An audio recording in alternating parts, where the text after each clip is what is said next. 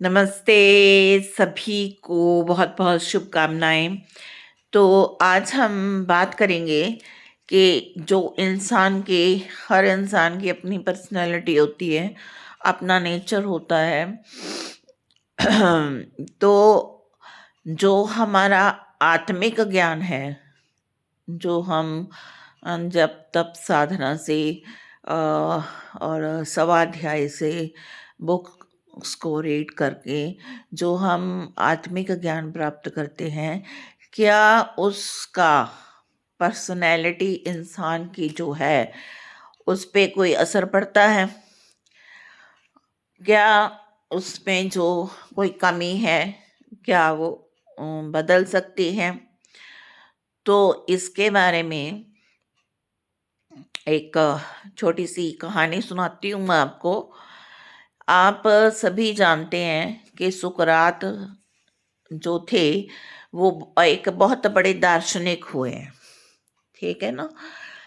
तो एक बार क्या हुआ, जब सुकरात अपने शिष्यों के साथ कुछ विषयों पर बातचीत कर रहे थे, तो एक ज्योतिषी जो था, उधर से घूमता हुआ उनके पास पहुँचा।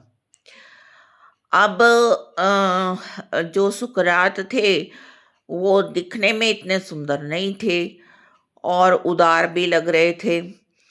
तो उसने शिष्य जो थे, ध्यानपूर्वक देखा, तो उस ज्योतिषी को एक युक्ति सूझी। उसने सोचा कि मैं अपनी जो मेरे पास विद्या है, उसका प्रयोग करके यहाँ से कुछ धन अर्जित कर सकता हूँ और ये बहुत ही अच्छा अवसर है। तो वो जाता है सुकरात के पास कि मेरे पास जो ज्योतिष विद्या है, वो बहुत ही ज़्यादा है। मैं उसमें बहुत निपुण हूँ। तो मैं अपनी ज्योतिष विद्या के आधार पर तुम्हें देखकर तुम्हारी आकृति, यानी कि तुम्हारा जो बॉडी स्ट्रक्चर है, उसको देखकर मैं बहुत कुछ समझ पा रहा हूँ। तो अगर तुम चाहो तो मेरे माध्यम से तुम भी जान सकते हो कि मैंने तुम्हें देखकर क्या-क्या जाना तुम्हारे बारे में। तो मात्र चेहरा देखकर ही मैं किसी भी व्यक्ति के स्वभाव और चरित्र के बारे में बता सकता हूँ। ये मेरे लिए बड़ा आसान काम है। तो आप मुझे एक मौका दीजिए। तो सुकरात जो थे, वो बहुत ही अच्छे दार्शनिक थे। हाँ, बेशक दिखने में सुंदर नहीं थे, तो अपने बारे में वो खुद भी कह देते थे कि मैं बदसूरत हूँ। तो ज्योतिषी ने जब बहुत दावा किया, तो सुकरात ने उसको कहा कि ठीक है, आप अपनी ज्योतिष विद्या का बखान कीजिए, दिखाइए।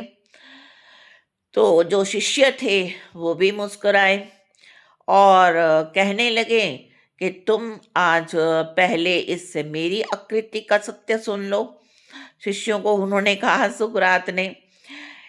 तो जो इतना उसके बाद क्या हुआ कि सुकरात जो हैं, वो गंभीर होते हुए और कहने लगे, अपनी आकृति का रहस्य जो है, वो मैं बाद में बताऊँगा। ऐसे करो, तुम पहले जो जो तुमने देखा है, वो बताओ कि क्या-क्या देखा तुमने? तो जोशी जो था, वो सुकरात का चेहरा देखकर अंदाज में कहने लगा कि आपके जो नाखूनों की बनावट है, उससे पता चलता है कि आपको क्रोध बहुत ज़्यादा आता है।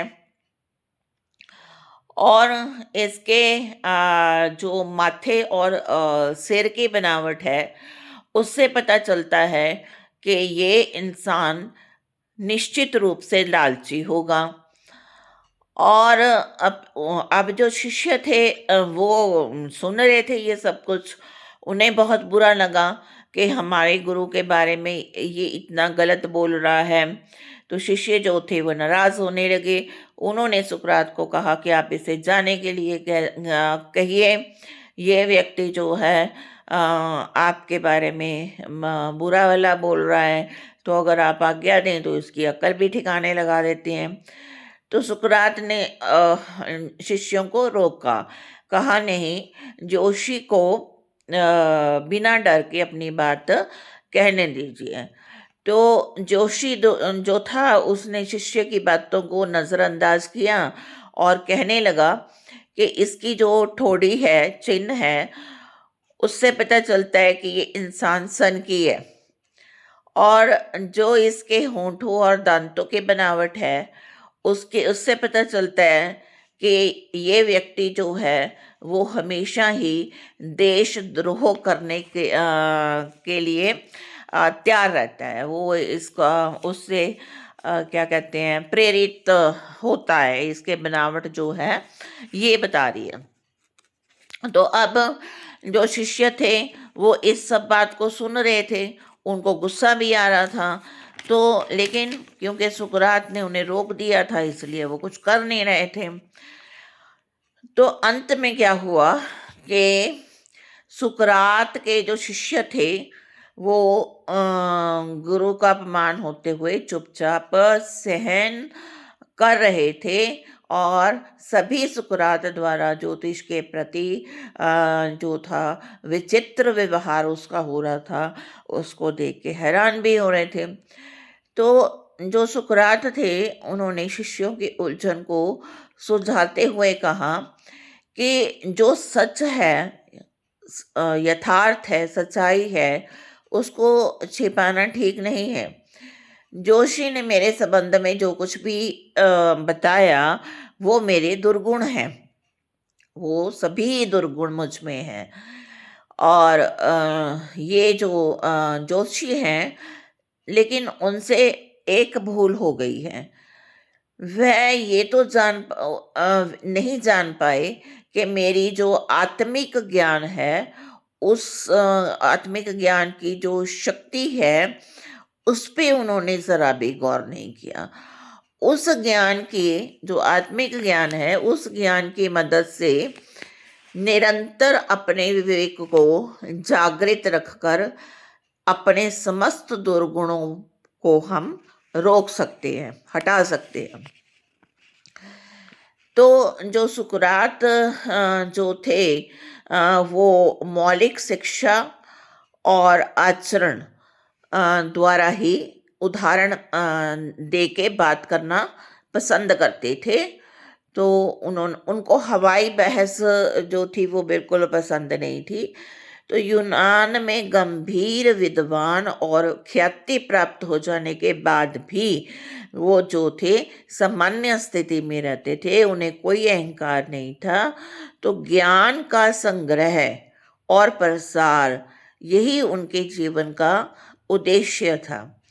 तो ज्योतिष विद्या का आकृति विज्ञान जो था, चेहरा पढ़ के उसके बारे में बताना, वो भाग्यवाद का किसी भी तरह समर्थक नहीं होता।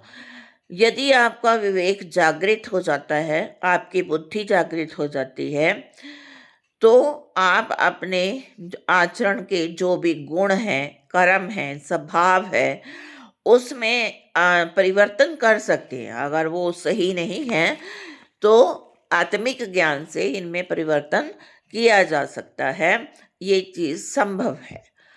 तो ये आज महान दार्शनिक सुकरात ने अपने जीवंत उदाहरण के द्वारा बताया कि जिस तत्व ज्ञान को हृदयगम कर शिष्य जो थे वो भी वापस लौट गए।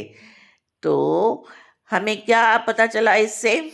हमें ये पता चला कि हमें अपने आचरण को ऊंचा उठाने के लिए, अगर हमारे कर्म गुण या स्वभाव में कोई दोष है, उसको हटाने के लिए हमें अपने विवेक को जागृत करना पड़ेगा, क्योंकि जहाँ बुद्धि अच्छी होती है, वहीं सब कुछ अच्छा होता है। बुद्धि भ्रष्ट हो गई तो कुछ भी नहीं मिलता है। सो आत्मिक ज्ञान लीजिए और अपने विवेक को ऊंचा उठाइए। धन्यवाद। God bless you. लेखक Pandit Shri Ram Sharma Acharya. Like, share and subscribe it.